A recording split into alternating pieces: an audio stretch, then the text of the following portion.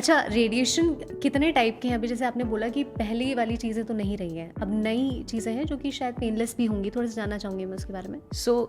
Radiation दो तरह के होते हैं, एक तो टेलीथेरेपी होती है, एक ब्रेकीथेरेपी होती है। टेलीथेरेपी में पेशेंट मशीन पे लेटते हैं और उनके ऊपर रेडिएशन जो आता है वो डिस्टेंस से आता है। जैसे सीटी स्कैन की मशीन होती है, कुछ कुछ उस तरह की मशीन्स होती हैं, तो बाहर से रेडिएशन दिया जाता है टेलीथेरेपी में। जबकि ब्रेकीथेरेपी में पेशेंट की बॉडी के कांटेक्ट में रेडिएशन का सोर्स होता है, या तो बॉडी के अंदर रखा जाता है या ऊपर रखा जाता है या उनको पिलाया जाता है। तो वो एक तरह से ब्रेकीथेरेपी रहती है। ओके, रेडिएशन थेरेपी की जो साइड इफ़ेक्ट्स होते हैं उनको हम कम कैसे कर सकते हैं?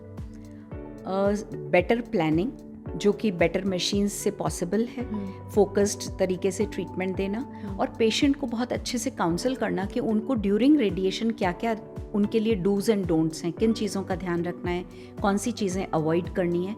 और रेगुलर उनकी मॉनिटरिंग करना ज़रूरी होता है।